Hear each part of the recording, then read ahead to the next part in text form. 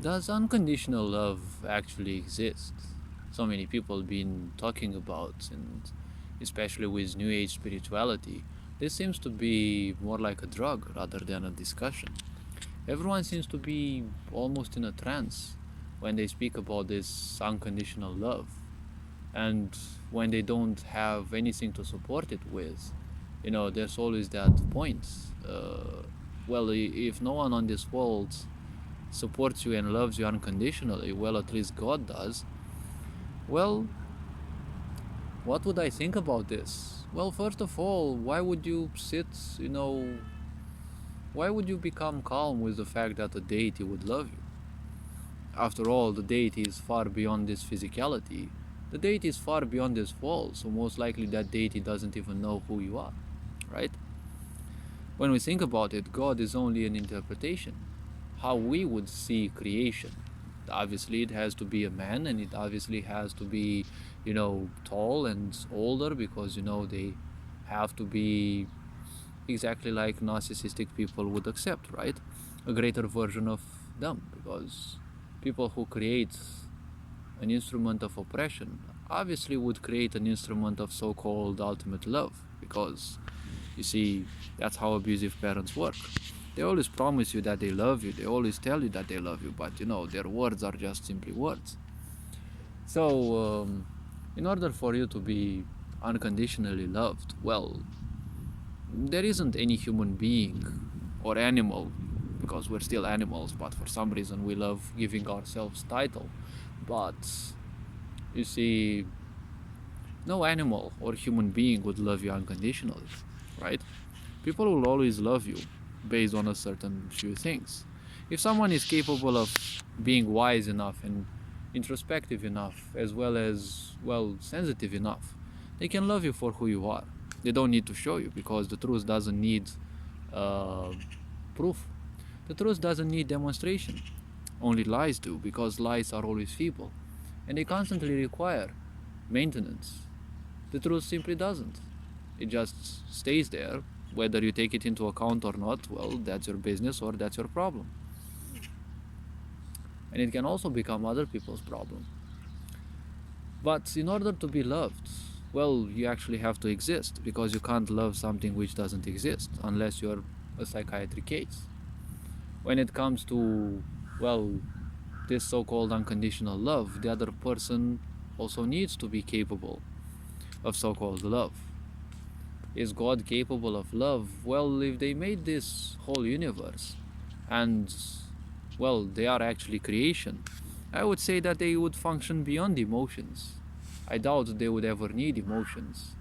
But if this so-called God of love drived all of us humanity to create so much murder in the name of religion, well, I don't want to meet this God. Some people would argue that, well, he is a loving God, but we haven't taken their words correctly. Well, isn't that the case with any religion? Because religions usually are born out of ignorance and out of a need for separation. When you come and tell someone else that your God is better than theirs, well, that's nothing else than a little psychiatry play, right? It's like children arguing that their parents are better. It's just a lack of attention usually. So, if someone would love you unconditionally, well, the point is, would they give you unconditional freedom, right? Now, freedom isn't something that would come as unconditional, because in order for freedom to exist, you need at least two people, right? Because if you are alone, you're technically fully free. There's no rule or legislation other than those of nature that would simply stop you from doing whatever you want. When you're in a group of people, well, you have to attain to certain rules, right? To a certain set of principles. Every group you join, you basically give a bit of your power, because you have to attain to what that specific group supports. So there is no such thing as unconditional freedom. Freedom is something you have to earn. It's not something that is granted to you. When someone comes and grants you freedoms, it's always for something. Considering we live in a society of narcissistic fuckers, well, the whole society is nothing else than a charade in the end, because that's what narcissists do. They do a charade of everything, because that's how shallow they are. Someone who's not capable of showing emotions and who's afraid of showing or feeling the slightest emotion, they can't make anything else than a charade out of everything, especially if they're deep, because that which is deep, well, it will always be a nightmare to people who are shallow, right? That's why many people just want a quick fuck and then, well, they're out of your life. So, well, unconditional freedom simply don't exist. No one will give you freedom. You are born in your family, your parents don't give you freedom, and they don't give you freedom when you are the youngest, because that's when you are the most defenseless. And many people know, especially parents and teachers, knowing how much of douchebags they are, at least subconsciously. Well, when you are defenseless, they won't do much, but things will get even worse when you grow up, because that's when you actually start having a conscience. That's when you start actually thinking for yourself. And that's when they start feeling afraid that they will lose you. Because as a parent, you have one single choice. You either turn your child into someone who loves you, or you'll turn them into your next enemy. Because people who are alone, people who create segregation, they only have enemies. Because ultimately, the only thing that they can give is confusion, hatred, separation, and the such. You see, even people who work to separate people, they may have an apparently perfect organization, but they only have something like that because they work by rules, right? Those rules are more important than their lives to themselves because, well, that's the extent of lies that they need. If rules are above your health and above your life principles, well, the problem is you're nothing else than a drone, because you're the only one who can take care of your health. Not the law, not the rules and legislations. They are made to be abide to, socially speaking, right? If you conduct self-destruction, well, that is your business or your problem, depends on how you see it. If you simply don't like life and you want to kill yourself, well, unfortunately, you may be a loss to some people, but to a sick society, well, you're just another number.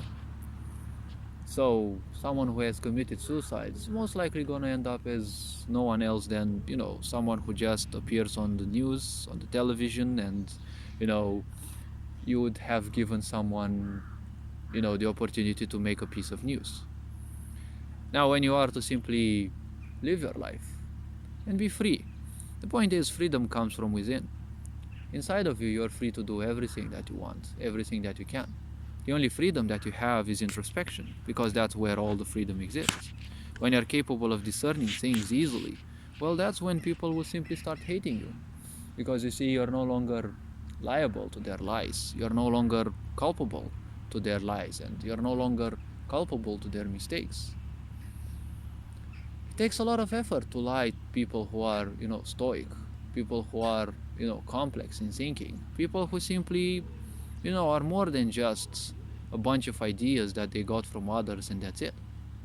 When you don't support something which represents you, well, you may easily fall for everything that represents anyone else. Because this society is also desperate about attention, right? So in a society that's desperate about attention, do you think someone will love you unconditionally? No. Any love that will come will always have a condition, right? And narcissistic people will only promise you that they love you, but they're not capable of any emotions. They do have emotions, let's not deny that, but they are too afraid to simply show them, because fear is that which guides narcissists the most, right? Including the fear of death. Because when you end up feeling that you're superb, that you're the apex of existence, well, death is the greatest fear, because, well, once you feed enough into those illusions, you're always going to be afraid of those, right? Of those illusions shattering. And people who will tell you the truth and remind you of the truth. Because ultimately, when you create illusions, they're just illusions, meaning that only makes sense to you. That is why they don't make much sense to other people, unless explained to a sense of theirs, right? That's why people say you must make sense, so that I can understand you. But when it comes to life, there is no such thing as unconditional freedom. That is something that has to be earned. And love is also a freedom, because you're free to love, right? You're free to love everyone, you're free to hate everyone. The reasons, well, again, reason is nothing else than meaning that you create, right? So the point is, when you live too much in the mind, you'll be bound by reason, because if you do something pointed at by your intuition, for example, you'll be afraid of doing that because it doesn't make sense. Intuition is beyond the mind. Intuition is for people who aren't fake, people who aren't shallow, because shallow people are always slaves to their minds. They need reason, they need meaning for literally everything. But if they don't support anything, they'll easily fall for anyone else's meaning, because people who want meaning, they only want it as a distraction. They don't care about whatever that is. That's why you have so many people following whatever. So, well, there is no such thing as unconditional love. You have to be alive. The other being has to be alive. The other being has to be knowledgeable of who and what you are. And obviously, when it comes to conditions, conditions are only put by the mind. And the mind cannot exist without conditions, right?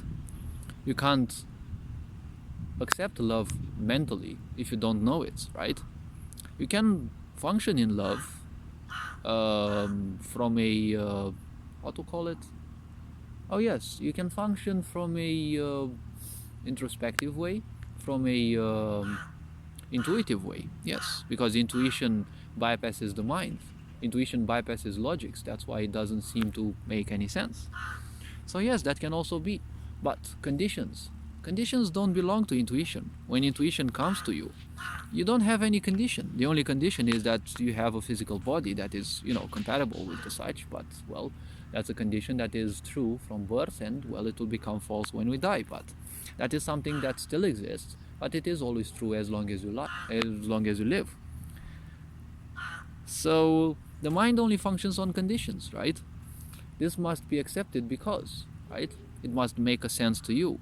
And something to make sense to you, it's a condition, right? If it doesn't make sense, you, well, better said, your mind won't simply accept it. So hopefully this video was introspective enough. You are appreciated. And well, may this year be the best one yet.